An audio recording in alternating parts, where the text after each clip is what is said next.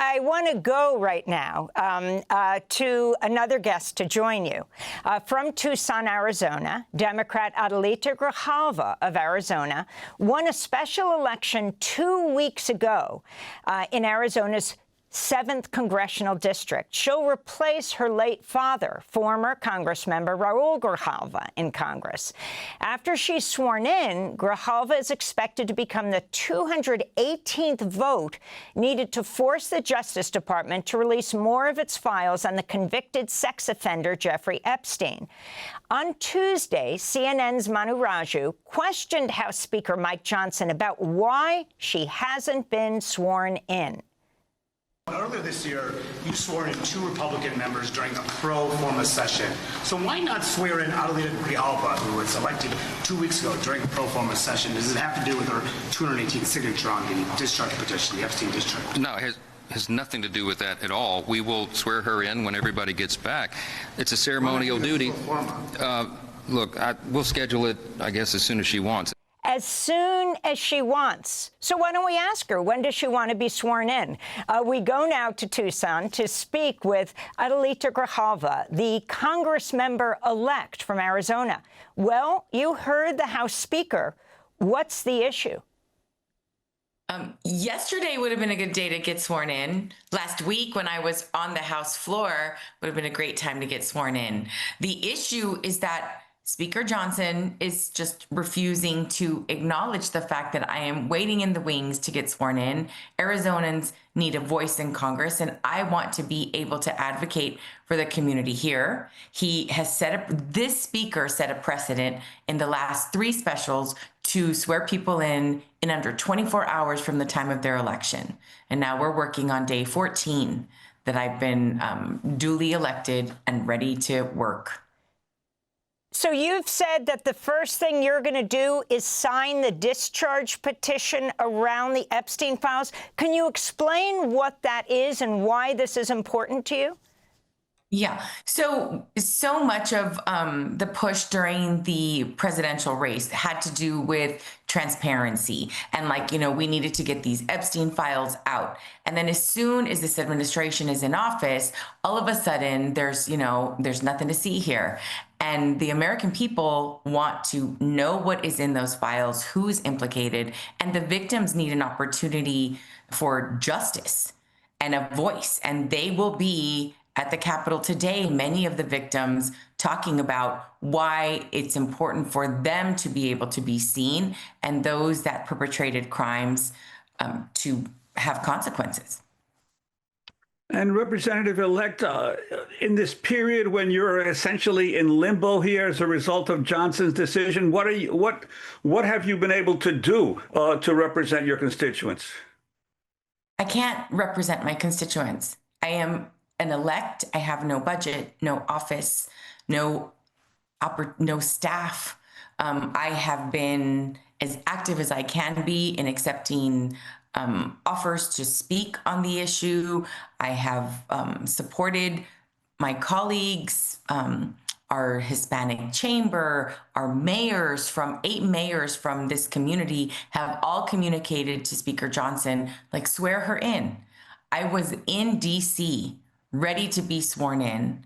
And now it seems that, if you don't agree with the politics of Speaker Johnson, this is an incredibly scary precedent to set. If you don't agree with the politics of the speaker, then they can keep you out of your duly elected office. I want to go to talk about precedent. Earlier this year, House Speaker Mike Johnson swore in Republican Congress members Jimmy Petronis and Randy Fine a day after their election, even before official results were in. This is Florida Congressmember Mario Diaz-Balart. I ask unanimous consent that the gentleman from Florida, the Honorable Randy Fine, and the gentleman from Florida, the Honorable Jimmy Petronis, be permitted to take the oath of office today. Their certificates of election have not arrived, but there is no contest and no question has been raised with regard to their elections, Mr. Speaker. Without objection. Will Representatives-elect Fine and Petronis and members of the Florida delegation present themselves in the well. As all members rise and the representatives elect, will you please raise your right hand? Even before the results were in, these two Florida Republican Congress members were sworn in. Let's bring Ro Khanna back into this conversation. Now House Speaker Johnson is saying not until the shutdown is done. Have we ever seen a precedent for this? It's not about as much Adelita Grijalva's rights as her constituents' rights to be represented. And if you can talk about this discharge position, this discharge bill that you have put forward with the Republican Congressmember Massey and what it would mean. Well, it's really shameful. I'm sorry that we've caused all this trouble for Adelita Grijalva. She should just be sworn in. But the reality is Thomas Massey and I had a press conference scheduled this week. The survivors were going to fly in. We all assumed that Adelita was going to be sworn in on Tuesday, was going to be the 218th signature. And what happened? Well, they didn't want that. They knew that if she was sworn in, that we would then trigger a vote. You would have a vote within 7 legislative days. The survivors were coming on the Capitol. That would get national attention again. And the reality is you'd probably have 50 to 60 Republicans on the floor vote for the full release of the files. So what has the Speaker done and the Republican leadership done? They have refused to swear in someone who won her election basically 70% to 30%. They're denying a district in Arizona of representation, and they're not having us vote on anything in Congress, including paying our troops. Now, I just want to say Adelita Grijalva is extraordinary. I served with her father, Raul Grijalva, who was one of the great progressives, and I can't wait to work with her when she does get sworn in. But she needs to get sworn in today, tomorrow. I mean, every day is breaking precedent and depriving people of who they voted for. And Adelita Grijalva, Ro Khanna mentioned your father. He was a longtime co-chair of the Progressive Caucus. Our condolences on his death earlier this year from complications from his cancer treatment. Could you talk some about his legacy and what he meant to you and to the people of Arizona, especially the border region around Tucson? Well, my dad was an unapologetic progressive and voice for Southern Arizona. He was the conscience of many communities, indigenous, migrant, working families, our environment, those that cannot speak for themselves had a voice with my father. And so much of what he did and the advocacy that he pushed for was about transparency and about standing up for those who can't.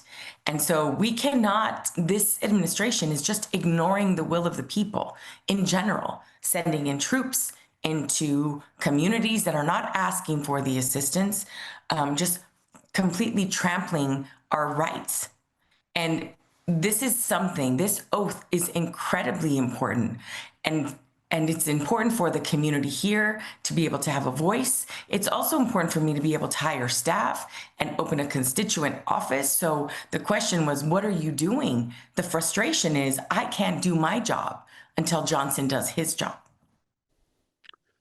I wanted to ask you, you mentioned the Trump administration's attack on immigrants across the country, what you're hoping to do in Congress to beat that back, and also his attempts to squash any diversity, equity, and inclusion teachings in the public schools. You were on the Tucson Unified School District and the Pima County Board of Supervisors back when there were attempts to squash Mexican-American studies and bilingual curriculums in Arizona? Yes. So I was on the school board for 20 years. And during that time, we had a fight with our state superintendent of public instruction to eliminate Mexican-American studies. We had African-American studies, Native American studies. And I think it's important to be inclusive of our communities and our people's history and their contributions to the fabric of this nation. And so the attacks on DEI I never thought that I would be in this twilight zone where diversity, equity, and inclusion were said as bad words. It is what opens the doors of opportunity for many people like myself. And without fighters like my dad pushing to have access to higher education at the University of Arizona during the Chicano movement, I would never have this opportunity. And so it's important for us, those of us that have been given the privilege and access, to make sure that that door stays open for other people. And when you have states that are pushing English only, that are anti-immigrant. I mean, we saw a significant loss of students with people moving into other states once Arizona had made the statement through English only laws that we were anti-immigrant. Now that sentiment is across our entire nation. I mean, I have Border Patrol that drive right up and down my way home, every mile marker, sitting there waiting for what? Looking for who? People that look like me, that look like workers, that have an accent, and they are literally kidnapping people off the streets. So what we are seeing play out on television is happening in real time. And as the representative for this community that has 3 ports of entry with Mexico, it is critically important for me and our voice to be present when these conversations are happening and when solutions are being created to this problem that Trump and this Republican Party have exacerbated throughout our nation. Congressmember Ro Khanna, what about these National Guard deployments and governors from Oregon to Illinois saying that President Trump is breaking the law and bringing them in unsolicited? What role does Congress play in all of this? They're unconstitutional, but they're also cruel. I mean, when you're looking at raids that are parading on the streets half-naked children, when you have raids that are separating kids, snatching them away from their mothers, when you have the harassment of not just women and children, but American citizens, the American people have been horrified. And what we have to understand is that Trump is going to keep pushing the envelope. If we don't stand up, he may say, let's have ICE agents outside the polls before an election. This is an attempt to intimidate and harass people of color in this country, people who are the children of immigrants in this country, and we need to stand up. Justice Kavanaugh has said that it's okay to profile someone if they're Latino and if they're in a low-income occupation. Literally, he wrote that in an opinion. So this is a time where we need to be out there on the No Kings marches. If you've come out to a No Kings march, please bring someone else. The Democratic Party needs to be the leader of a democracy movement. We need to be more than just doing our votes and our jobs. We all need to participate in leading a movement to stand up for democracy and the dignity and rights of people who are seeing it violated. And Congressman Khanna, I wanted to ask you about the Trump administration's attacks on the press, the multiple multi-million-dollar lawsuits that he has filed against various media organizations, the attempts to use the FCC to investigate some of the TV broadcast companies. Your sense of what is happening to the media in America under this administration? It's been the largest assault on the freedom of the press in modern history. It's why independent media like yours is so very important at this time. But you've not just had the attack on Jimmy Kimmel or the attack on left-wing groups who are quote-unquote anti-American or anti-capitalist, that according to the NPSM 7 memo that they have. You have a dangerous consolidation of the media. You have them literally having rich billionaires buy up CBS. You have them having rich billionaires buy up TikTok, concerned about whether the TikTok algorithm had too much criticism of Israel and Netanyahu. I mean, anyone who read Chomsky about capital class controlling media often would say, well, is that really true? Well, look, Trump is trying to actually prove his thesis true.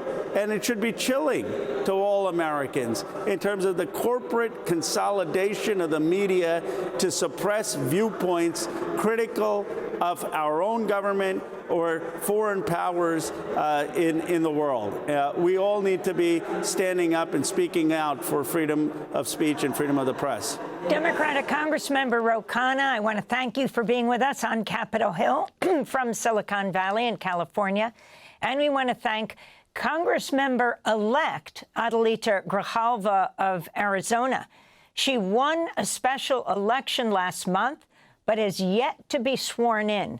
She will be, if House Speaker Johnson allows her to be, the first Latina Congressmember representing Arizona. Thanks for watching Democracy Now! On YouTube. Subscribe to the channel and turn on notifications to make sure you never miss a video.